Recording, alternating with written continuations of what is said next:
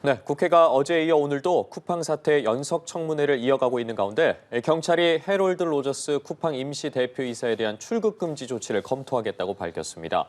또한 증거인멸 혐의 수사 가능성도 시사했는데요. 향후 수사 쟁점들 짚어보겠습니다. 네, 이른바 일타 강사로 불리며 수험생들의 큰 인기를 끌어온 현우진, 조정식 씨가 수능 관련 문항을 부정거래한 혐의로 재판에 넘겨졌습니다. 이 소식 포함해서 주요 사건 사고 소식 허주연 변호사와 함께 짚어보겠습니다. 어서 오세요. 안녕하세요. 예, 어서 오십시오. 먼저 쿠팡 사태와 관련한 부분을 짚어보도록 할 텐데 오늘도 국회에서 쿠팡 사태의 연석 청문회가 진행 중입니다. 로저스 쿠팡 대표 어제 청문회에 출석을 해서 동시통역기 착용을 거부하고 고성으로 답변하는 중 태도에 관한 논란이 됐었는데 로저스 쿠팡 임시 대표의 어제 청문회 발언을 잠시 보고 나서 대담을 시작해 보겠습니다. 네, 이것은 정상적이지 않습니다. 저는 이에 이의 제기를 하고 싶습니다. 그 이의 제기 적절하지도 않고 받아들이지 않겠습니다. 공개했습니다. 저희가 중국에서 하천에서 답을 보내면서 저희가 자체적으로 혼자서 자유를 했다고 그렇게 생각하십니까? 네, 보신 것처럼 굉장히 고성이 오갔고요. 이제 이 장면이 어제 있었던 장면이고 오늘도 어쨌든 청문회가 진행이 되고 있는데 오늘 같은 경우에는 로저스 대표가 출국 금지와 위증이 언급되는 것에 대해서 인정할 수 없다라면서 한국 국민들이 지금 허위 정보를 받고 있다라는 주장을 되풀이했는데 이런 주장이 좀 근거가 있는 겁니까? 어떤 허위 정보를 말하는지 파악조차 되지 않는다는 생각을 예. 하고 있습니다. 지금 쿠팡 로저스 대표가 얘기하는 한국 국민들이 허위 정보를 받고 있다는 것이 굳이 유추를 해보자면 자기네들이 주장하는 것처럼 3천 명의 어떤 개인정보만 유출이 됐고 예. 우리 정부에서 공식적으로 확인하는 것처럼 3,300만 건까지는 되지 않는다라고 하면서 거의 뭐 수천 배의 차이가 나는 어떤 피해 사실에 대해서 한국 국민들이 허위 정보를 받고 있다라고 하는데 정부가 국민들의 불안을 굳이 가중시킬 이유도 없거니와 정부 입장에서는 당연히 보수적으로 대하고 대응할 수밖에 없는 것이고 지금 본인이 주장하는 이 3천만 건 정보 유출 같은 경우에도 쿠팡 측의 자체 조사이기 때문에 그 공정성과 객관성을 담보로 하기 어려운 상황이지 않습니까? 예. 그런 상황에서 지금 허위 정보를 받고 있다라는 주장에 대해서 본인이 어떤 허위 정보를 왜 받고 있는지에 대해서 최소한의 어떤 객관적인 증거 자료조차 제시하지 못하고 있으면서 오히려 이것은 여론을 호도하려는 시도가 아닌가 하는 개인적인 생각 듭니다. 예, 이제 경찰은 로저스 쿠팡 임시 대표에 대한 출국 금지 조치 검토 가능성도 시사한 상황인데 지금까지 상황으로 봤을 때 출국 금지 조치에는 문제가 없을 거라고 보시나요? 네, 출국 금지 조치 가능한 상황이라는 생각 듭니다. 예. 일단 지금 수사기관에서는 증거 인멸 또는 증거인멸 교사 또 위계에 의한 공무집행 방해 등의 혐의로 지금 쿠팡 측에서 먼저 증거를 확보해서 기습적인 어떤 발표를 한 것이 쿠팡 측에서 어떻게 보면은 증거를 좀 인멸하려는 시도를 한 것이 아니냐, 이른바 증거 조작이 아니냐 이렇게 의심을 하고 있고 그것과 관련해서 출국 금지 조치도 검토를 하고 있다라고 밝혔는데 그 부분뿐만 아니라 지금 위증 관련한 혐의도 받고 있는 상황이거든요. 예. 그러니까 국회 청문회에 출석해서 지금 본인이 위증했다는 부분에 대해서 그러니까 이 국정원의 어떤 지시가 있었다라고 얘기를 했는데 국정원 측에서는 공식적으로 그런 지시를 한 적도 없고 할 수 있는 권한도 없다는 입장을 밝혔단 말이죠. 이것은 증거인멸 혐의보다도 훨씬 구체화된 혐의이고 이 위증죄 관련한 고발이 있다고 하면 당연히 이 부분도 형사수사가 예정이 되어 있는 부분이기 때문에 이렇게 수사가 예정이 되어 있는 피해자에 대해서 외국으로 도주할 우려가 있을 때는 출국 금지 조치를 법무부 장관이 충분히 할 수 있고 지금 로저스 대표 같은 경우에는 한국인도 아니고 미국인인데다가 근거지가 미국에 있는 사람이지 않습니까? 예. 그렇다고 하면 해외로 도주할 우려가 굉장히 높다고 평가될 수 있는 인물이죠. 그렇기 때문에 제 생각에는 출국 금지 조치하는 것도 수순이다라는 생각이 듭니다. 알겠습니다. 현재 국정원이 로저스 대표를 위증 혐의로 고발 요청한 상황인데 국회 증언, 이 감정법 위반 혐의에 대해서 이야기 나누고 있었거든요. 이어서 들어보겠습니다. 그렇습니다. 지금 이 증언감정법 위반 혐의로 고발을 했다라고 하는데 이게 형법상의 위증죄와는 좀 다른 부분입니다. 예. 가장 큰 차이점은 위증을 위증죄라는 곳이 어디냐라는 건데 형법상의 위증죄 같은 경우에는 재판 과정에서 선서한 증인이 기억에 반하는 허위의 진술을 증언을 했을 때 성립하는 범죄이고 이 징역형 같은 경우에는 최대 5년까지로 규정이 되어 있습니다. 그런데 국회 증언감정법상에도 위증죄가 규정이 되어 있거든요. 국회의 국정조사나 국정감사 또는 청문회 등에서 선서를 한 증인이 허위의 진술, 기억에 반하는 내용의 허위의 진술을 했을 때 이 죄는 최대 10년 이하의 징역, 그러니까 1년 이상 10년 이하의 징역까지 규정이 되어 있기 때문에 물론 벌금형도 있지만 예. 징역형만 놓고 보더라도 형법상의 위증죄보다 훨씬 무겁게 처벌이 되는 범죄거든요. 그만큼 더 불법성이 중대하다고 우리 법에서 보고 있다고 보시면 됩니다. 그런데 지금 로저스 대표 같은 경우에는 지금 이미 2주 전에 증인으로 채택이 돼서 허위의 증언, 위증을 하는 경우에는 벌을 받겠다라는 선서를 한 증인이거든요. 그렇죠. 그렇기 때문에 이 국회 증언감정법상의 위증죄를 적용할 수 있는 지위에 있는 사람이다라고 볼 수 있고 이게 고발이 된다라고 하면 본격적으로 국정원의 지시가 있었다라는 발언에 대해서 실제 그 지시가 있었는지에 대한 수사가 진행될 것이라는 생각됩니다. 예, 이 위증죄도 그렇고 또 경찰이 청문회를 통해서 쿠팡의 증거인멸 혐의 수사 가능성도 시사했는데 증거인멸 수사가 본격화하려면 어떤 절차가 선행이 돼야 되는 건가요? 지금 쿠팡 내부적으로 증거인멸을 지시한 자가 누구이고 이 증거인멸의 정황이 있는지 그리고 실제로 가담한 사람은 누구인지 이런 피해자들도 특정하고 범죄 혐의를 소명할 수 있는 어떤 기초적인 조사가 선행돼야 될 상황이라는 생각이 듭니다. 예.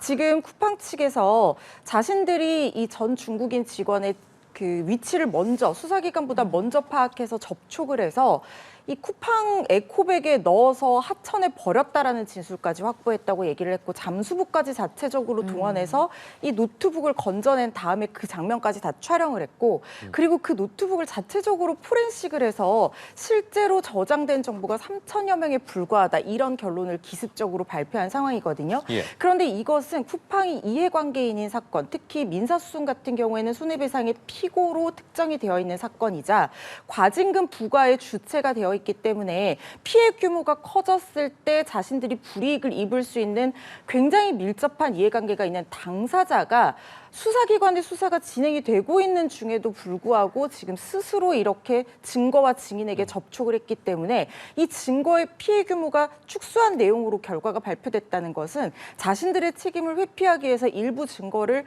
인멸하거나 없앴을 가능성까지도 시사를 한다. 이렇게 지금 수사기관에서 보고 있는 거거든요.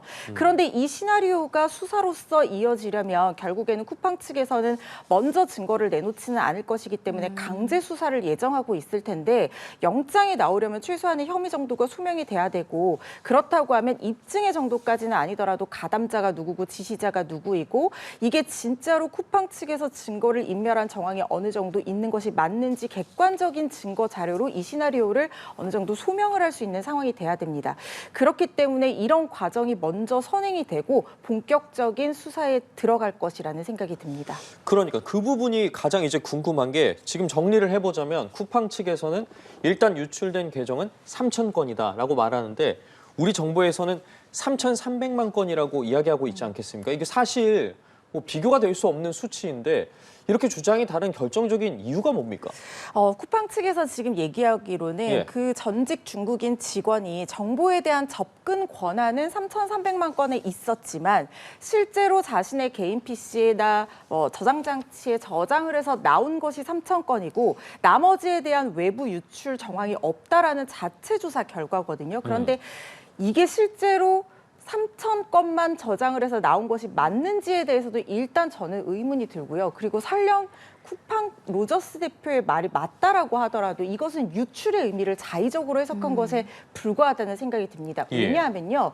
이 전직 중국인 직원은 이 3,300만 건의 쿠팡 고객들 개인정보에 접근할 수 있는 권한이 이미 없어야 되는 사람입니다. 왜냐하면 설령 재직 당시에는 접근할 수 있는 권한이 있다고 하더라도 우리 개인정보보호법 상으로 이 접근 권한이 있었던 직원이 더 이상 그 직무를 수행하지 아니하고 퇴직을 하게 된다라고 하면 그 접근 권한을 회수해야 된다는 이 관리 의무를 부여를 하고 있거든요. 그게 쿠팡의 의무인 겁니다. 그런데 그런 의무를 다하지 않아서 5개월 동안이나 전직 직원이 마음대로 이 3,300만 건 고객 정보에 들어갔다 나왔다 하면서 접근을 할 수 있었던 권한이 있었다는 것. 이 자체를 인정을 하고 있지 않습니까? 쿠팡 측에서도. 이것이 바로 유출인 것이죠. 3,300만 건의 개인정보에 이미 접근 권한이 없어야 되는 전직 직원이 들어갔다 나왔다 하면서 접근할 수 있었다. 그렇다면 이것은 3,300만 건 고객 개인정보가 접근 권한 없는 사람에게 이미 유출됐다고 보는 것이 맞는 것입니다. 그렇기 때문에 쿠팡 측의 주장은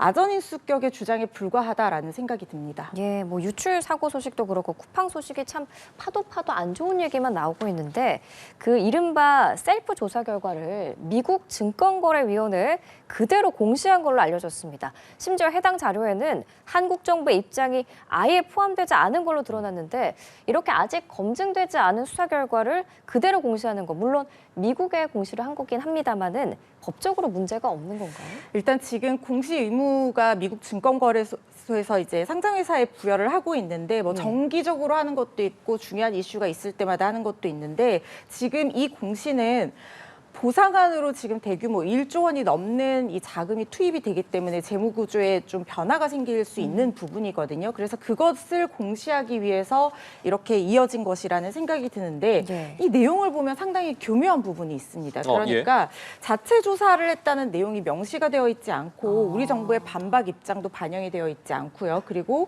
조사가 정부의 어떤 지시에 따라서 직접적인 지휘 하에 이루어졌다라고 하면서 마치 이것이 정부의 공식적인 조사인 것처럼 오도하게 하는 내용이 들어가 있는데 또한 무슨 내용이 포함이 되어 있냐면 향후 조사에 따라서 이 결과가 달라질 수 있다는 그런 내용들도 포함이 되어 있거든요. 이 말이 사실상 향후에 정부 조사 결과로 자신들이 자체적으로 조사한 결과 발표와는 크게 차이가 날 수 있는 점을 예상하고 그때 책임 소지를 피해가기 위해서 보탠 굉장히 어떻게 보면 중요한 변수가 될 수 있는 말이라는 생각이 들거든요.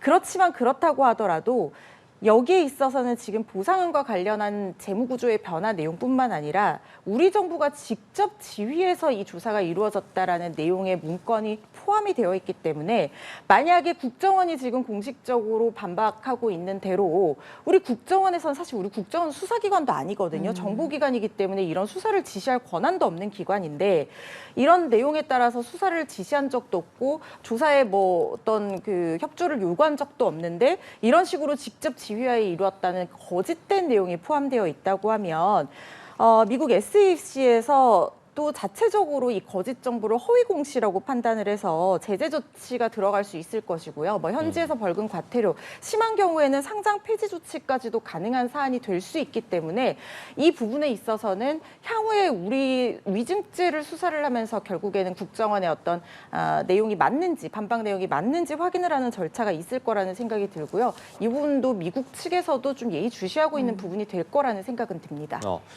사실 잘못도 잘못인데 저희가 태도 논란이라고 하잖아요. 그 이후에 이제 잘못을 수습해가는 과정에 대해서 많은 분들이 분노를 하고 있는 상황인데 쿠팡에서 지급하겠다고 한 5만 원의 보상안을 보고 아 이거 뭐야 라고 말씀하시는 분들 굉장히 많았거든요. 그런데 그 보상안과 관련해서 법조계에서 지금 쿠팡이 지급하겠다고 밝힌 이 보상 쿠폰을 사용해서는 안 된다라고 경고했습니다. 여기 함정이 들어있다라는 건데 어떤 부분을 이야기하는 겁니까? 이것은 그 소송을 진행하고 있는 법무법인 측에서 주장을 하고 있는 내용인데요. 그러니까 쿠폰을 지급하는 그 쿠폰의 약관 조항으로서 보상 쿠폰을 썼을 경우에는 그것으로 이미 피해 사실에 대해서 합의가 된 것으로 보고 부재수 합의, 그러니까 이 사안과 관련해서 어떠한 법률 분쟁도 민사상, 형사상으로 제기를 하지 않겠다, 소송 절차로 이어가지 않겠다라는 그런 합의 내용이 약관 조항에 명시가 되어 있다는 것이 이 법무법인의 주장입니다. 그런데 로저스 대표가 여기에 대해서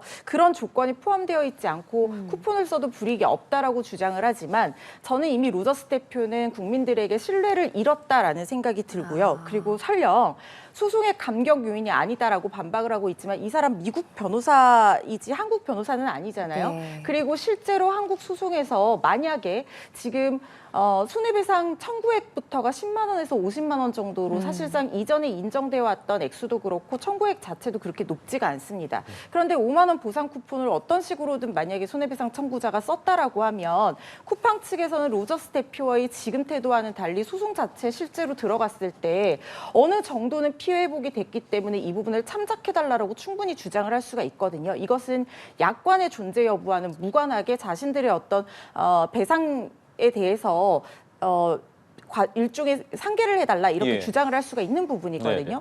그러니까 그 참작 요소로 법원에서 주장을 하게 된다고 하면 법원에서도 실제로 내가 10만 원 정도 손해배상을 받아야 되고 그게 손해액이 객관적으로 입증되기라는 것이 개인정보 유출 사건에서 상당히 쉽지 않은 상황인데 2만 원 정도의 예를 들어서 쿠폰을 사용함으로써 어느 정도 피해가 보전이 됐다고 하면 법원에서도 이 부분을 참작하는 것을 고려할 여지가 있습니다. 물론 이것이 민법상 금전 배상의 원칙을 어긴 사실상의 미끼용 마케팅 쿠폰이었다라는 점을 강하게 주장해서 이걸 사용했다고 해서 배상이 이루어진 것이 아니다라고 청구자 측에서 주장을 할 수도 있지만 이것은 또 하나의 논점만 발생하는 결과로 이어질 것이기 때문에 사실상 이 보상 쿠폰이 미끼용 쿠폰이다, 마케팅용 쿠폰이다라고 해석될 수밖에 없는 지금 상황에서 굳이 손해배상 청구자가 이거를 썼다가 큰 어떤 이익을 받을 수도 없는 상황에서 쓰지 않는 것이 나중에 향후 소송에서 훨씬 더 유리하고 좀 간명하게 소송을 진행할 수 있을 것이다라는 것이 법조계의 의견이고 저 역시 생각이 똑같거든요. 로저스 대표의 말은 그런 부분에 있어서 신빙성이 좀 떨어진다고 생각합니다. 알겠습니다. 이 쿠팡이 유출 사태 이전에도 사고가 좀 많았습니다. 쿠팡에서 일하다 숨진 노동자들의 유가족들이 어제 청문회 방청인으로 참석해서 철저한 진상규명을 요구하고 나섰는데 특히 김범석 의장이죠. 김범석을 좀 잡아달라며 눈물로 호소한 장면도 눈길을 끌었거든요. 이런 노동자 유족들의 호소, 향후 법적 소송에서도 영향을 미칠 가능성이 좀 있을까요? 쿠팡에서 일하다 숨진 노동자들은 한두 명이 아닙니다. 예. 상당히 오래된 고질적인 문제이고요. 그런데 여기에 대해서 쿠팡 측에서 대응해온 태도도 지금 유가족들의 얘기에 따르면 청문회가 있거나 뭐가 뉴스에서 이슈가 되거나 하면은 마치 배상을 해주고 인정을 해줄 것처럼 접근했다가 어느 정도 이슈가 사그러들고 나면 다시 한번 연락을 끊는 식으로 여러 번 유가족들의 마음에 또 한 번 상처를 주는 행위들을 반복해 왔었고 참다 못한 유가족 중에 한 명이 이 손해배상 청구를 제기를 했을 때도 그때 당시 숨졌던 장모 노동자의 유가족이었는데요. 그 자신들의 어떤 잘못이라든가 열악한 노동 환경에 대해서 일체 인정하는 바 없이 그 숨진 노동자가 쿠팡 측에서 주문했던 내역까지 들추어서 닭가슴살과 단백질 보충제를 샀던 것으로 봐서 이 사람이 다이어트를 무리하게 하다가 사망한 것이지 결코 노동 강도가 센 것이 아니었다라는 주장을 하면서 또 한 번 유가족들의 가슴에 멍이 들게 했었거든요. 이런 태도들을 본다고 하면 사실 김범석 의장이 실질적인 지배자로서 법적으로는 책임지기 어렵다 하더라도 도의적인 책임을 지고 사과를 하는 것이 맞다는 생각이 들고 아마 그런 부분 때문에 사과나 인정조차 제대로 하지 않는 모습 때문에 유가족들이 울분을 터뜨린 것이 아닌가 싶습니다. 그렇지만 이것과 법적인 문제는 좀 별개로 봐야 되는 것이 김범석 의장이 굉장히 교묘하게 장모 노동자가 사망하고 난 2달 뒤에 그리고 중대재해처벌법 국회 본회의 통과하기 직전에 대표이사에서 사임을 했습니다. 그렇기 때문에 대표이사를 처벌하는 중대재해처벌법 이 도입되기 이전이므로 이 처벌 대상이 되기는 좀 어려워 보이고 그리고 유가족들도 이런 관련 소송에서 산재를 인정받았고 또 쿠팡 측과 합의를 한 그런 내용들도 있거든요. 그렇기 때문에 사실 이것이 지금 법적인 분쟁으로 계속해서 이어진다고 보기는 쉽지 않은 상황이고 개인정보 유출 사건과 또 사실은 별개의 사건입니다. 그렇기 때문에 유가족들의 호소가 어떤 피해 사실들을 좀 극단적으로 극명하게 보여주는 그런 장면이 될지언정 법적인 어떤 의미를 가진다라고 분석하기는 조금 어려운 상황입니다. 예, 오늘도 국회에서 청문회가 진행이 되고 있으니까요. 관련해서 추가로 들어오는 내용 등은 저희도 좀 짚어보도록 하겠습니다. 이번엔 주제를 바꿔보겠습니다. 그동안 수험생들에게 큰 인기를 끌어온 이른바 일타 강사들의 기소 소식이 전해졌습니다.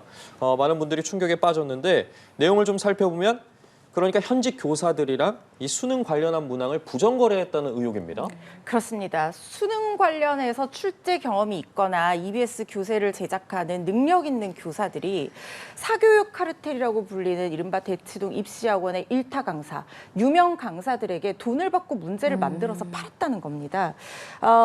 현우진 씨, 그다음에 조정식 씨 같은 유명한 언론의 조명을 받았던 일타 강사들도 포함이 돼서 지금 교사들, 현직 교사들뿐만 아니라 대형 대치동의 입시학원 3곳까지 무더기로 기소가 되어 있는 상태인데요. 현우진 씨와 조정식 씨 같은 경우에는 2020년부터 2023년까지 현직 교사들에게 문제 제작을 의뢰하고 그 대가로 현우진 씨는 4억 원을 지급했고 조정식 씨 같은 경우에는 8천만 원을 건넨 혐의를 받고 있습니다.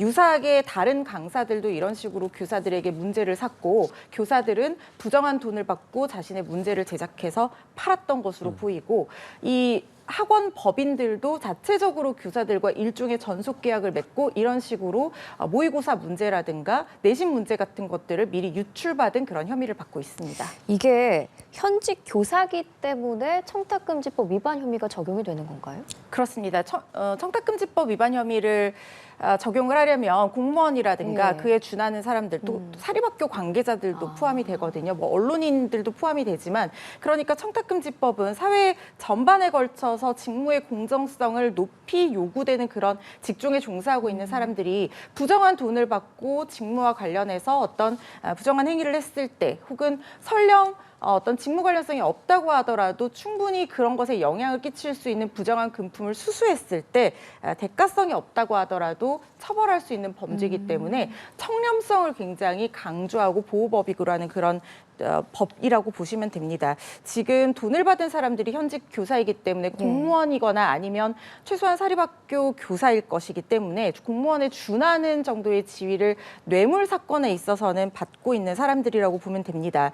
그런데 뇌물수수도 이게 성립을 할 수가 있어 보이고 사실 뇌물수수 같은 경우에는 액수에 따라서 처벌 수위가 높아지거든요. 그런데 청탁금지법으로 지금 기소를 한 이유는 아무래도 이 대가성이나 직무 관련성 여부를 뇌물죄에서는 굉장히 엄격한 입증을 요구를 하고 있기 때문에 지금 청탁금지법 같은 경우에는 일단 직무 관계자가 돈만 받아도 성립을 할 수 있는 범죄이기 때문에 그 가벌성이 훨씬 처벌 범위가 넓다고 볼 수가 있거든요. 그리고 또 한 가지 차이점은 청탁금지법은 이 공여한 사람, 뇌물을 공여한 사람을 직원으로 두고 있는 법인에 대한 양벌 규정도 있습니다. 그러니까 제대로 된 관리를 소홀히 했다라고 하면 이 법인에 대해서도 일정 부분 책임을 물을 수 있는 규정이 있거든요.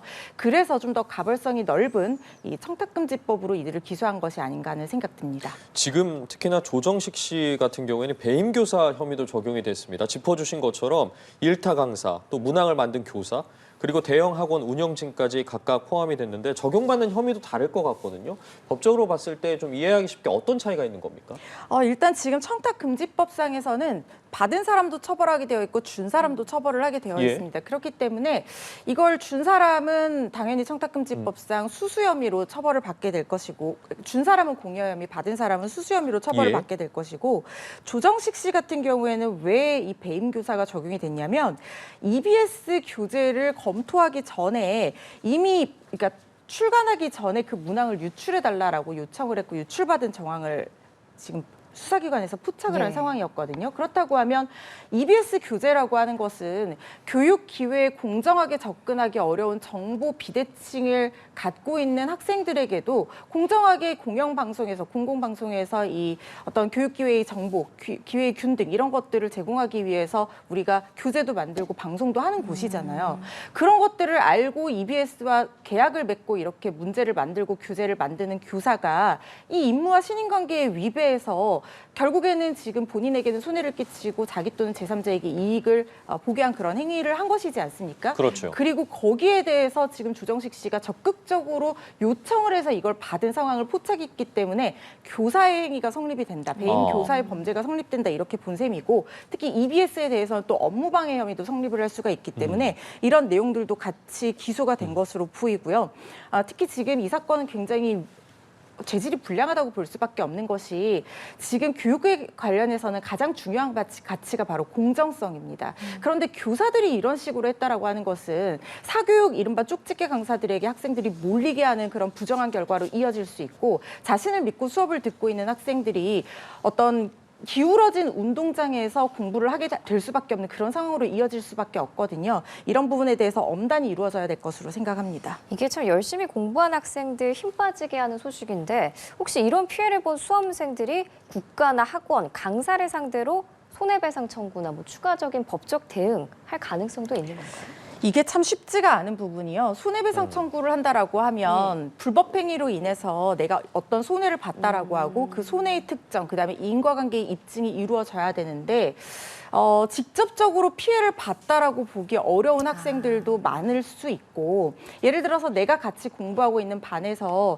현우진 강사의 강의를 듣는 학생이 우리 선생님이 현우진 강사에게 유출한 문제를 미리 풀었기 때문에 나보다 성적이 좋아서 내가 어떤 손해를 봤다라는 것을 금전적인 손해로까지 특정을 해야 되는데 이런 과정들을 특정하고 인정받기가 쉽지 않아 보입니다. 그래서 위자료 정도를 생각해 볼 가능성도 있겠지만 이렇게 공교롭게도 나와 경쟁하는 학생이 현우진 강사의 강의 또는 조정식 강사의 강의를 듣고 있었고 그 문제를 풀었기 때문에 나보다 성적이 좋게 나와서 내가 정신적인 충격을 입었다. 이런 걸 입증한다는 게 쉽지가 않아 보이고 다만 지금 학원이라든가 아니면은 강사가 적중률이 높다, 족집게 강의다 이런 식으로 마치 본인들의 능력인 것처럼 속여서 광고를 해서 수강을 유도했다라고 하면 이 부분에 대해서 어느 정도 손해배상 청구를 하는 것도 검토를 해볼 수는 있겠지만 이것 역시도 손해를 입증한다는 것이 쉽지 않은 사안이어서요. 직접적인 손해배상 청구를 할지는 좀 지켜봐야겠습니다. 예, 특히나 이 학생들의 허탈함 정말 무엇으로 보상을 받아야 할지 모르겠습니다.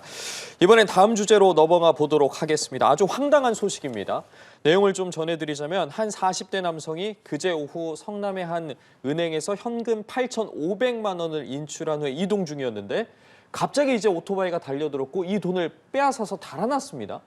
그런데 잡고 보니까 친구였거든요. 그렇습니다. 친구가 뭐라고 했냐면요. 장난이었다라고 했습니다. 이거 어떻게 된 겁니까? 너무나 황당한 사건이죠. 또 어떻게 보면 피해자 입장에서는 정말 큰 배신감과 충격을 느낄 수밖에 없는 사건입니다. 그러니까 피해자가 현금 8,500만 원 인출해서 가고 있는데 갑자기 헬멧을 써서 얼굴을 가린 알 수 없는 정체의 오토바이가 나타나서 이 가방을 낚아채서 갔는데 피해자가 놀라서 경찰에 신고를 한 거예요. 그런데 경찰이 혹시 지금 돈을 인출한다는 걸 알고 있는 주변인이 있느냐라는 물음에 그 친구를 떠올렸고 친구한테 전화해서 확인을 했더니 갑자기 친구가 나 장난으로 그런 게 맞다, 나다라고 하면서 순신이 시인하면서 와서 가방을 돌려줬다는 거예요. 네. 그런데 지금 수사기관에서는 이 사람의 절도의 고의를 의심할 수밖에 없는 상황이 헬멧으로 얼굴을 가려서 친구가 자신의 정체를 못 알아보게 했고 오토바이도 평소에 타고 다니는 것이 아니라 빌리기까지 했다는 거예요. 장난을 이렇게 치밀하게 치지는 않지 않습니까? 그렇죠. 그리고 이 동선을 미리 알고 거기에서 기다리고 있다가 계획적으로 현금을 탈취했을 가능성까지도 충분히 예. 의심할 수 있는 상황이기 때문에 수사기관에서는 수사를 이어갈 것으로 보입니다. 말씀 주신 것처럼 경찰은 그 절도의 고의성이 있다고 보고 수사를 이어갈 걸로 보이는데 피해자가 처벌을 원하지 않고 있는 걸로 알려졌거든요. 그럼 이런 상황에서는 절도 행위에 대한 처벌도 면할 수가 있는 건가요? 그렇지는 않습니다. 절도죄가 뭐 반의사 불벌죄라든가 친고죄에 해당하는 범죄는 아니기 때문에 이미 수사기관에서 신고를 했고 인지를 한 이상 수사기관에서는 이 사람을 절도의 고의가 있는 것으로 일단은 추정을 하고 수사를 진행할 것이라는 생각이 들고요. 돈을 돌려준 것은 고의성 여부와는 상관없이 피해의 회복으로 볼 여지가 있습니다. 그렇기 때문에 친구가 처벌을 원하지 않는다 또는 돈을 뭐 돌려줬다 이런 것들은 양형 사유로 참작을 할 수 있는 부분이고 절도의 고의를 갖고 있다가 본인이 먼저 장난이었다라고 하면서 와서 돈을 돌려준 것도 아니고 수사기관에 신고가 들어가서 친구가 확인을 하니까 비로소 인정을 한 부분이잖아요. 네. 그렇기 때문에 이 부분은 고의성 여부와는 관계없이 양형 사유로 참작이 될 뿐 실질적으로 수사기관에서는 모든 가능성 열어놓고 수사할 거라는 생각 듭니다. 참 범인은 돈보다 더 큰 친구를 잃게 됐습니다. 정말 친구가 맞는지도 의심스러운데 자, 끝으로 이 사건도 짚어보도록 하겠습니다. 걸그룹 뉴진스의 계약 분쟁 소식입니다. 소속사 어도어가 계약을 해지한 이 멤버 다니엘과 그 가족 그리고 민희진 전 어도어 대표에게 430억 원대 손해배상 청구 소송을 제기했습니다. 눈길을 끄는 대목이 배당을 받은 재판부입니다. 익숙하거든요. 그렇습니다. 중앙지법 민사 31부입니다. 사실 이 재판부 무슨 부라고 하면은 잘 모르시겠지만 민희진 씨와 하이브 간의 소송을 지금 심리하고 있는 재판부거든요. 네. 공교롭게도 이렇게 배당이 이루어진 것으로 보이는데 지금 이 재판부가 심리하고 있는 재판은 작년 11월에 민희진 씨가 하이브 측을 대상으로 내가 갖고 있는 주식에 대한 권리를 행사하겠다라고 얘기를 했지만 하이브 측에서는 당신이 지금 뉴진스를 이렇게 탈취하는 시도를 했고 우리에게 손해를 끼쳤기 때문에 주주간 계약을 위반한 것이기 때문에 우리가 혜택을 줄 수 있는 풋옵션이라는 권리를 행사할 수 있는 계약상 지위 자체가 이미 없어졌다. 그렇기 때문에 당신은 유리한 위치에서 주식을 우리에게 팔 수 없다라고 주장해서 이것과 관련한 쌍방 맞소송이 있고 여기를 심리하고 있는 그런 부서거든요. 예. 그런데 그렇다고 하더라도 이 뉴진스의 계약 분쟁 관련해서 직접적으로 이 사건이 영향을 미친다거나 재판부에 예단이 있어서는 당연히 안 될 것이고 재판부에서도 아마 그런 부분은 사건에 대해서 관련 사건이기 때문에 어떤 이해도가 깊어질 수 있다는 측면은 있을지언정 이 민희진 씨와 하이브 간의 분쟁을 심리한다고 해서 이 계약상 손해배상 청구 소송에 그 어떤 다른 영향을 끼칠 거라는 생각은 하지 않고요. 그 손해배상 청구 소송 자체에서 제출되는 증거를 기준으로 객관적으로 판단할 것이라고 생각하고 다만 그보다는 지금 이미 전속 계약이 유효하고 그 부분에 있어서는 뉴진스의 책임이 어느 정도 다른 사건에서 인정이 된 상황이기 때문에 다니엘 씨와 다니엘 씨의 부모님 측 그리고 민희진 씨 측에서 이런 전속 계약 분쟁의 어떤 손해를 극대화하거나 야기한 책임이 있다고 하면 그 부분에 있어서는 기초적인 사실관계가 전속 계약이 유효하다고 났기 때문에 그 손해배상 책임에 있어서는 좀 더 불리한 위치에 있다고 볼 수밖에 없거든요. 그런 관점에서 이해를 하시는 것이 훨씬 좋을 것 같다는 생각 듭니다. 예, 알겠습니다. 오늘 사건 현장 허주연 변호사와 함께했습니다. 말씀 잘 들었습니다. 고맙습니다.